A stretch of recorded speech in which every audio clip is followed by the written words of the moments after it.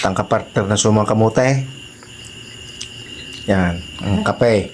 Oh, sarap. Titikman natin ang isang ito kung luto na. Ba? Pare, luto na ha. Yan mga kanayaw, samahan niyo po ako sa bukid at tayo kukuha ng kamuting kahoy at tayo gagawa ng sumang kamute. Yan, medyo madami-dami na itong ating nabunot, ano? Kaya aray, hindi ko na ho pinakita kung paano ari niyadyad o yung tawag dito. Basta, yun na yun.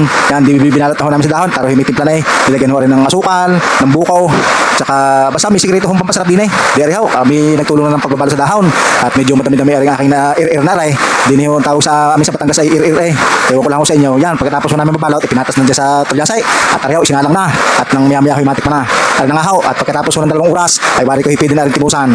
Yan at ako'y kukuha na isa at aking titimusan at nang maintindihan natin kung ano bagay may lasa. Wari ko sa itsura ng sabaw na rin napakatamis. Yan, hinangon na ho at talagang luto na. At dahil marami nga ho tayong nagawang suman, ay di siyempre mamimigay tayo sa ating mga kasamahan din eh. Napakasarap ka partner ng sumang balinghoy ay ang kaping barakaw. Kaya tara na mga kanayon, kain tayo ng suman. Tama-tama rin sa ngayong tagulan. Ay tunay na napakasarap wala steak. Tara kanayon, kung gusto niyo magsuman, abay, di kayo pumarne at kayo kumuha ng balinghoy. At ako naman may ilang puno pa din yung piling hukayin. Ay kayo suminsay din eh. Paano ho? Salamat po sa inyong panonood. God bless you all po mga kanayon.